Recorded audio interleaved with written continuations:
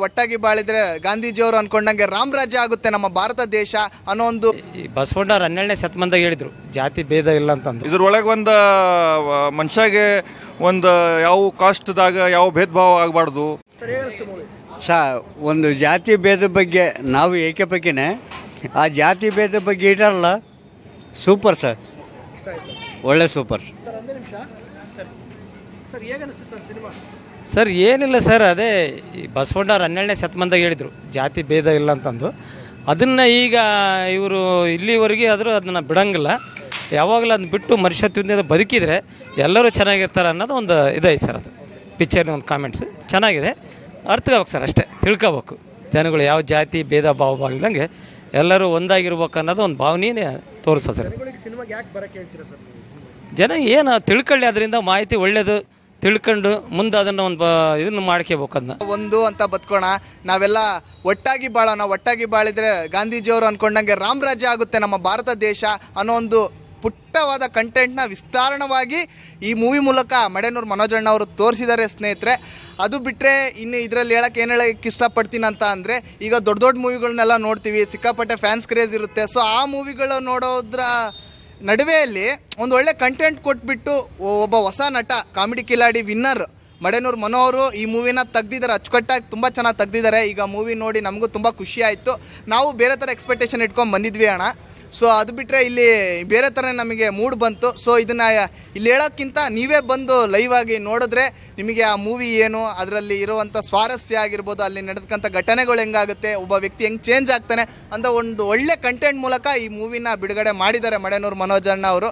ಮತ್ತು ಎಲ್ಲ ನಿರ್ಮಾಪಕರಿಗೂ ನಿರ್ದೇಶಕರಿಗೂ ಧನ್ಯವಾದ ಹೇಳೋಕ್ಕೆ ಇಷ್ಟಪಡ್ತೀನಿ. ಒಳ್ಳೆ ಡೈರೆಕ್ಷನಲ್ಲಿ ಮಾಡಿದ್ದಾರೆ, ಯಾವ ಮೂವಿಗೂ ಕಮ್ಮಿ ಇಲ್ಲ ಅಂತ ಹೇಳೋಕ್ಕೆ ಇಷ್ಟಪಡ್ತೀನಿ ಸ್ನೇಹಿತರೆ. ಎಲ್ಲ ಮೂವಿನೂ ನೋಡ್ತೀವಿ, ದೊಡ್ಡ ದೊಡ್ಡ ಮೂವಿಗಳು ಎಲ್ಲ ನೋಡಿರ್ತೀವಿ.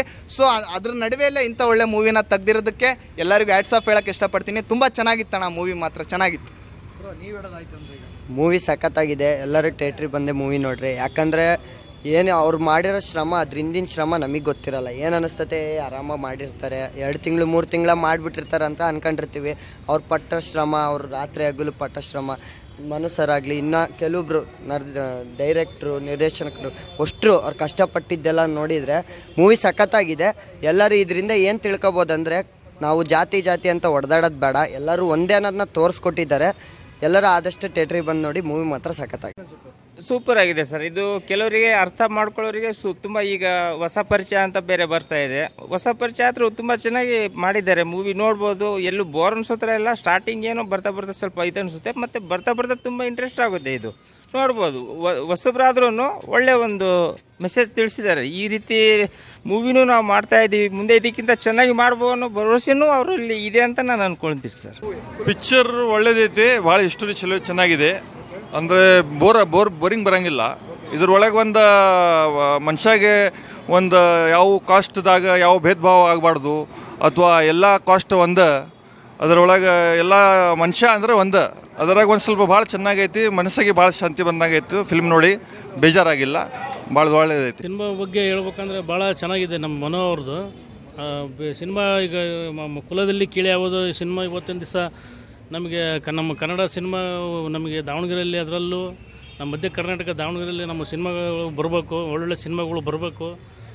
ನಮ್ಮ ಕನ್ನಡ ನಮ್ಮ ಸಿನಿಮಾ ಬೆಳೆಸ್ಬೇಕಂತ ತುಂಬ ಆಸೆ ಪಡ್ತಿದ್ದೆ ನಾನು. ನಮ್ಮದೊಂದು ಸಿನಿಮಾ ಕಿರಿಕ್ ರಿಲೀಸ್ ಆಗಿದೆ ಇವತ್ತು 23ಕ್ಕೆ. ಹೀರೋ ರವಿ ಶೆಟ್ಟಿ ಅಂತ, ನಮ್ಮ ಮಂಡ್ಯದವರು, ನಾಗಮಂಗಲ. ಅವ್ರಿಗೂ ಒಳ್ಳೆಯ ಸಕ್ಸಸ್ ಆಗಲಿ, ಸಿನಿಮಾ 100 ದಿವಸ ಓಡಲಿ. ಕುಲದಲ್ಲಿ ಕೀಳೆ ಯಾವುದು 100 ದಿವಸ ಓಡಲಿ, ನಮ್ಮ ಕಿರಿಕ್ ಸಹ 100 ದಿವಸ ಓಡಲಿ ಅಂತ ಹಾರೈಸ್ತಾನೆ ಇವತ್ತು.